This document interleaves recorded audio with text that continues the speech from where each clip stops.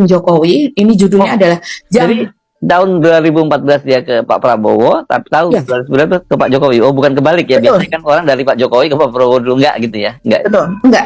Ini ke Jokowi. Dan kemudian salah satunya ini dia yang berada di Karanganyar ini kalau tidak salah ya. Ini dimuat oleh Jawa Post. Judulnya adalah Faisal Assegaf, jangan biarkan Jokowi sendirian.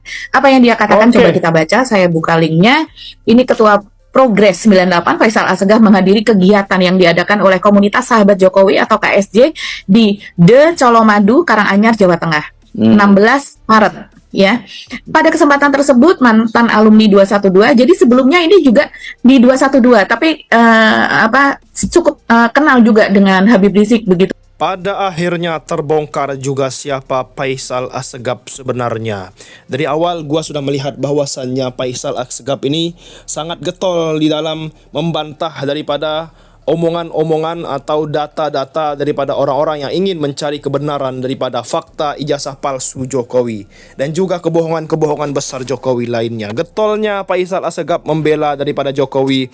Bisa kita lihat bahwasanya dia adalah termul Jokowi bersama dengan Egy Sujana, Farhad Abbas dan kawan-kawan. Tentunya orang-orang yang berada di pihak kebenaran ini seperti agen-agennya Jokowi, teman-teman semua, pada akhirnya memihak kepada Jokowi. Kita saksikan video berikut ini sampai selesai, teman-teman semuanya. Jokowi, ini judulnya adalah Jadi tahun 2014 dia ke Pak Prabowo, tapi tahun 2019 ke Pak Jokowi. Oh, bukan kebalik ya. Betul. Biasanya kan orang dari Pak Jokowi ke Pak Prabowo dulu, enggak gitu ya? Enggak. Betul, enggak.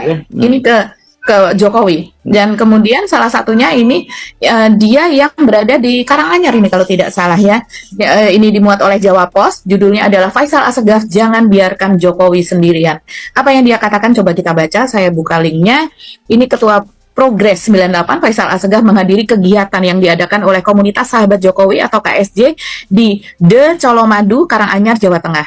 16 Maret. Ya, pada kesempatan tersebut mantan alumni 212. Jadi sebelumnya ini juga di 212, tapi cukup kenal juga dengan Habib Rizik begitu. Tapi kemudian terjadi perpecahan begitu, Mas Hersu ya. Faisal Assegaf menyampaikan orasi di hadapan para relawan. Dalam orasinya meminta agar seluruh pendukung tidak membiarkan Jokowi sendirian. Dia ini narasinya kuat kalau saya lihat ya, Faisal ini. Dia mengatakan, saya ingin sampaikan jangan biarkan Pak Jokowi sendiri. Kalau warga Solo maupun warga negara membiarkan Jokowi sendiri, maka negara akan dikuasai kekuatan intoleran, radikalis, dan teroris.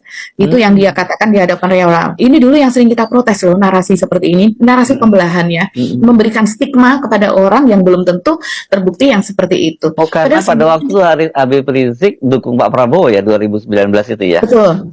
Iya. Banyak para ulama yang mendukung Prabowo ketika itu ya Mas Yesus. Kita ingat ya. Terus kemudian juga Faisal melanjutkan, suasana kebersamaan yang tergambar saat kegiatan harus terus digalang dan dikembangkan. Tujuannya adalah untuk menyatukan kebersamaan sesama dengan bersama Jokowi, berarti ingin memenangkan Pancasila dan NKRI yang berwarna-warni. Ini bisa diartikan yang tidak ingin memenangkan Jokowi maka tidak NKRI, dan ketika itu narasi-narasi seperti itu biasa itu bertebaran banyak itu yang gitu. Betul.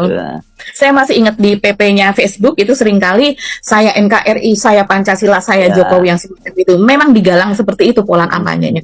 Dan kemudian dia juga mengatakan, saya percaya bahwa kekuatan warna-warni yang ada di Kota Solo menjadi ciri khas Kota Solo mewakili warna-warni Indonesia.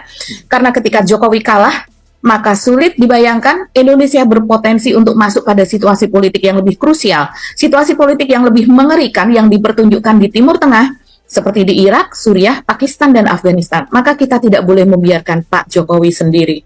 Kuat sekali ya, narasinya sangat kuat ya. Sangat kuat untuk memengaruhi orang loh ini. Luar biasa. Coba kita lihat yang lain lagi ya. Kemudian ada konflik dengan PKS. Sempat berbalas gitu dengan Mardhani Alisera, salah seorang tokoh senior di PKS, yang dimana dia mempertanyakan latar belakang, saling mempertanyakan gitu.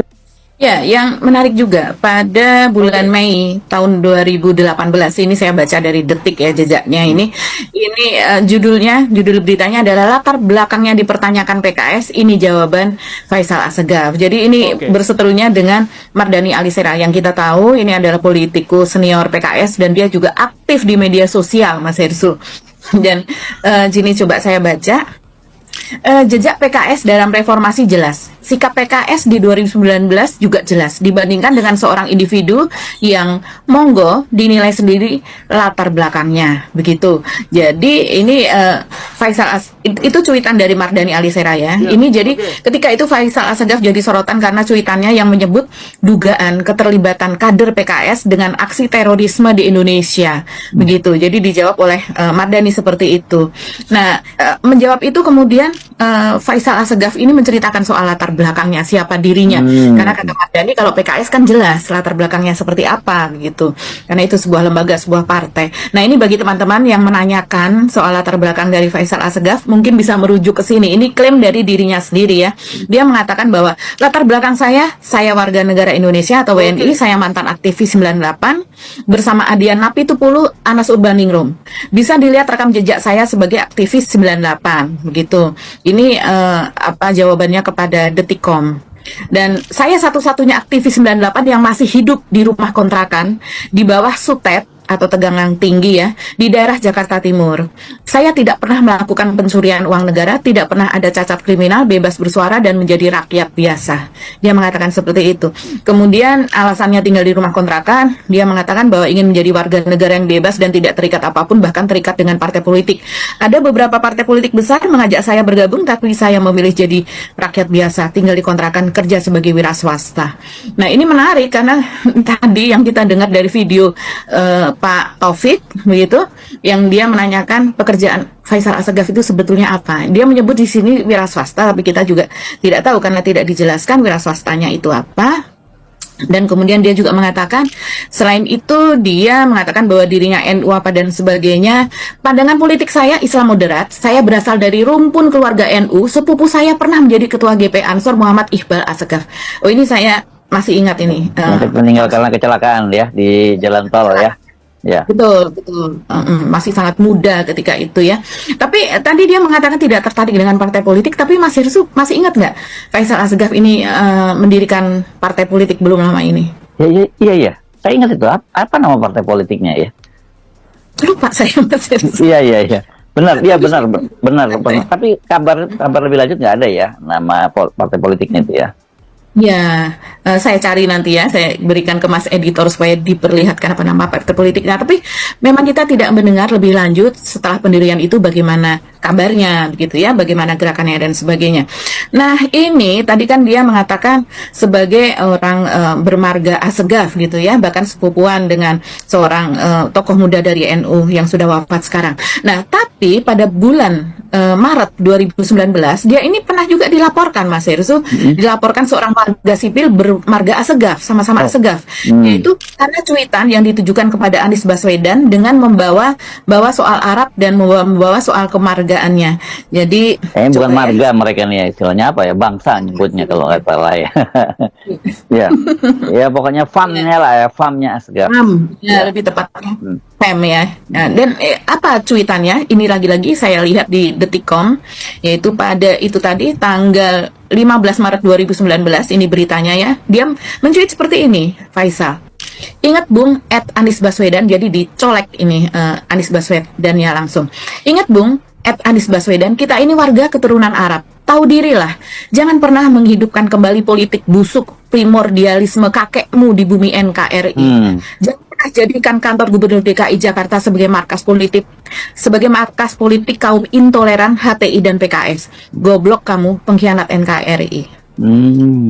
Nih, kalau saya tulis seperti ini di ruang publik begitu. Iya, tapi kalau kakeknya Anies Baswedan kan baru saja dijadikan pahlawan juga ya, karena memang dia justru memang betul-betul berperan pejuang integrasi ya, yang disebut sebagai dia Partai Arab Indonesia kalau tidak ingat saya ya, dan disitulah mereka itu kemudian menjelaskan mengapa orang Arab di Indonesia itu mereka dianggap pribumi juga, karena sejarahnya ketika waktu itu orang-orang Arab, orang-orang Cina dan Timur Asing lainnya itu jadi warga negara kelas 2 ya setelah Belanda. Kemudian mereka dan orang Indonesia itu inlander. Nah, orang-orang Arab ini memilih untuk menjadi pribumi, dan dengan konsekuensi dia sama dengan inlander, jadi melepaskan hak istimewanya sebagai warga negara kelas 2 begitu kan, beda dengan Cina dan lainnya yang tetap pilih mereka jadi Timur Asing. Dan itu pun mereka juga dimusuhi oleh banyak Arab-Arab lain yang tetap ingin mereka menjadi warga negara kelas 2 yang lebih istimewa dari Irlanda. Jadi konteksnya menurut saya salah itu anunya, ceritanya itu kalau dari situ sangat sejarahnya. iya sangat salah. Apalagi kemudian kakek dari Anies ini kan, kalau saya masih ingat sejarahnya, saya pernah membaca, yaitu dia bersama Haji Agus Salim dan para pejuang lainnya datang ke Mesir begitu, dan di Mesir juga mereka ini dikuyok-kuyok begitu ya untuk mendapatkan sebuah surat pernyataan begitu yang menyatakan secara tertulis gitu secara de jure pengakuan dari Mesir terhadap kemerdekaan Indonesia, dan ketika itu mereka dari situ mereka akan akan melanjutkan perjalanan ke Arab gitu, ke beberapa negara yang di Arab, sehingga Mesir ini kan masuknya Afrika, akan melakukan ke sana, tapi karena perjalanannya penuh dengan resiko begitu, jadi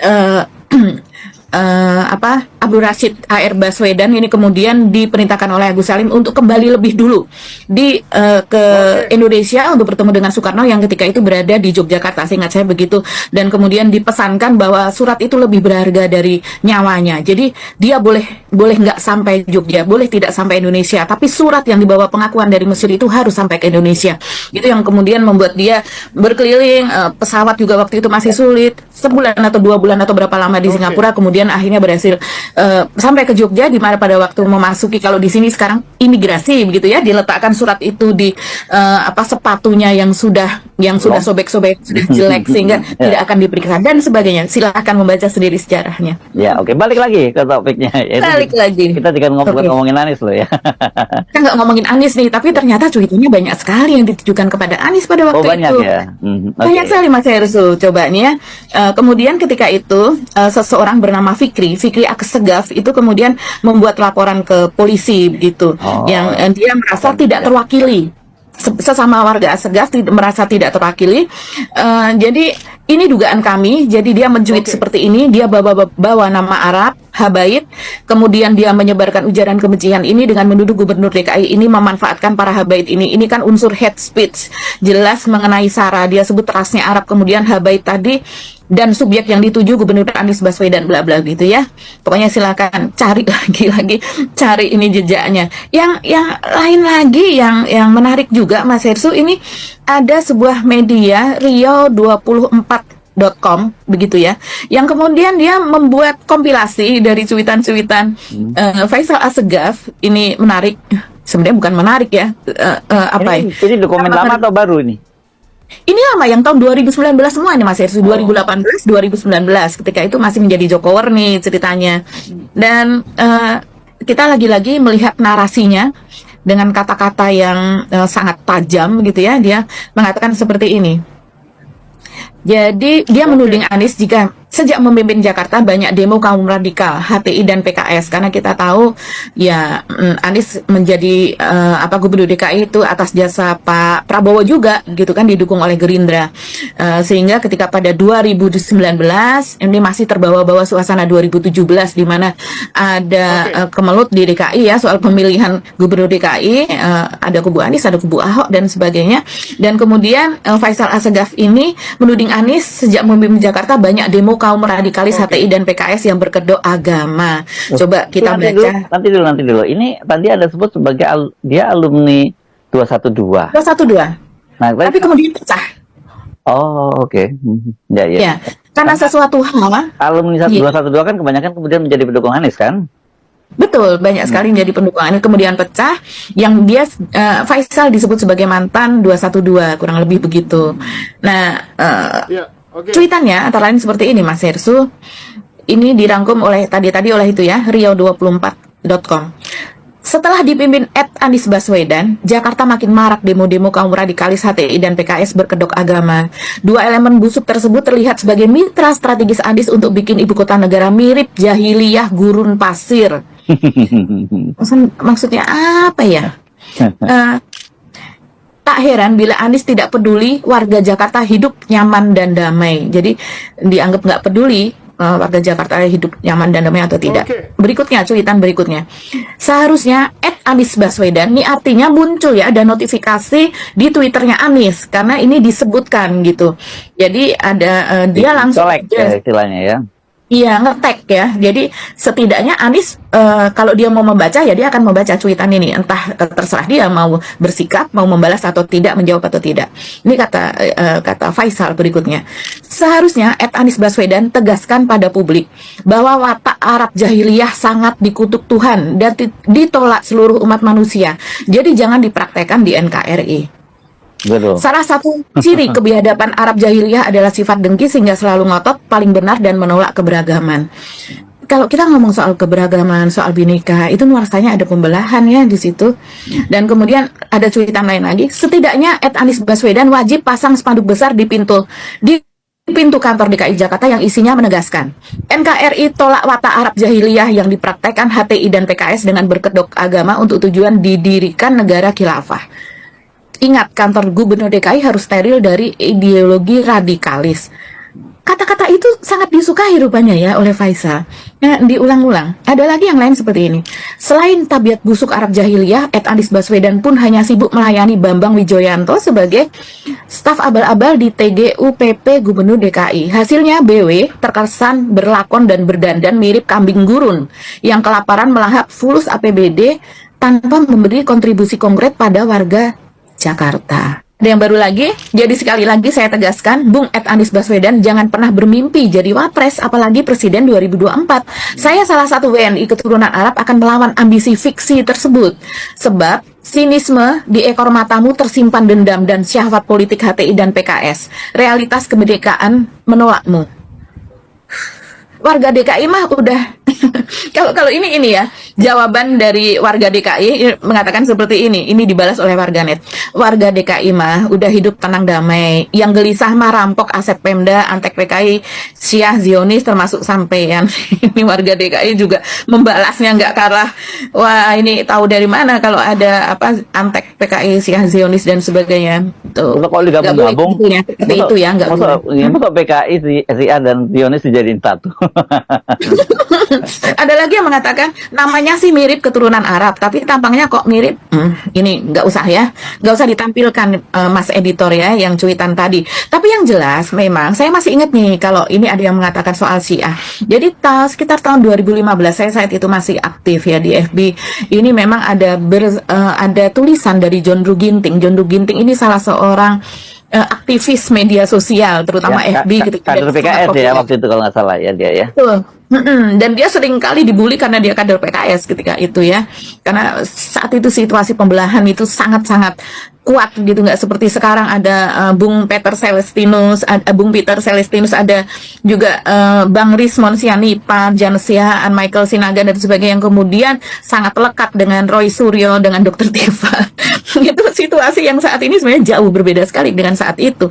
Nah, pada 2015 ini saya ingat yang kemudian ditulis oleh John Ruh Ginting ini di WordPress gitu, salah satu ketika itu salah satu platform aplikasi untuk penulisan semacam blog begitu ya, yang dia menuliskan saling tuduh menuduh nih Mas Hersu bahwa si John Ruh Ginting ini menuduh Faisal Assegaf sebagai Syiah gitu, yang kemudian bertakiyah atau berpura-pura gitu dengan tulisannya, dan sementara Faisal Assegaf juga menuduh John Ruh Ginting sebagai penganut Syiah begitu. Jadi saling tuduh itu sangat ramai ketika itu ya. Kita tidak tahu apakah ada penganut Syiah di antara mereka ini, kita kejelasannya itu, tapi sangat ramai ketika itu. Oke, jadi tapi saya kira dari situ mungkin ya teman-teman bisa ngambil kesimpulan sendiri dari gambaran ya tentang track recordnya orang seperti apa dan sebagainya gitu ya Mbak Agi ya.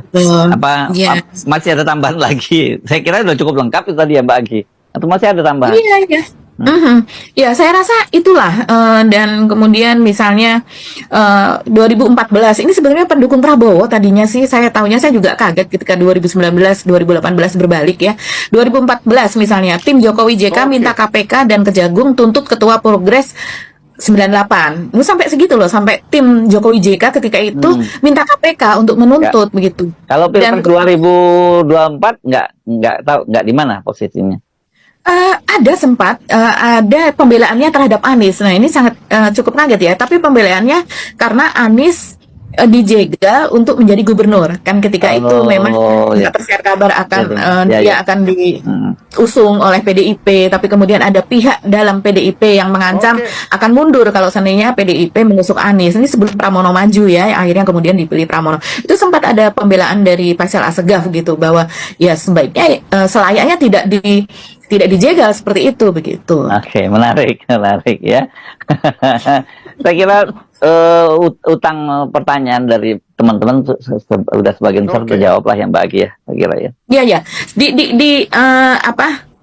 di other side-nya yaitu Refli Harun. Nah, kalau Refli Harun saya nggak usah bacakan ya bagaimana profilnya, silakan lihat sendiri podcast dari Bung Refli Harun, jadi bisa tahu gitu. Ini kan kita ngomong begini, membaca soal ini karena memang ada bukan dua orang sebetulnya ya, karena Roy Suryo juga mengatakan menolak mediasi apa dan sebagainya dengan tim reformasi Polri, itu sempat kejadiannya, teman-teman juga tahu. Jadi Roy Suryo lebih lagi gampang sekali dicari walaupun dia tidak bermedia sosial sekarang, tapi sangat gampang dicari jejaknya. Begitu juga apalagi Refli Harun yang memiliki beberapa kanal. Ini sangat luar biasa teman-teman semua. Jadi dalang dibalik ijazah palsu Jokowi itu ya memang Jokowi itu sendiri, dan juga Faisal Assegaf di sini ya memang termul teman-teman semuanya ya.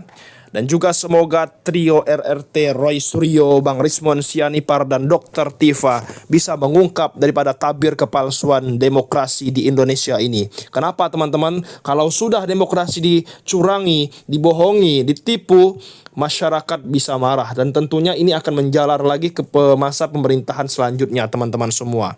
Budaya korupsi, budaya bohong harus dimusnahkan dari demokrasi Indonesia teman-teman semua. Semoga saja ijazah palsu Jokowi terbongkar. Sekian, assalamualaikum.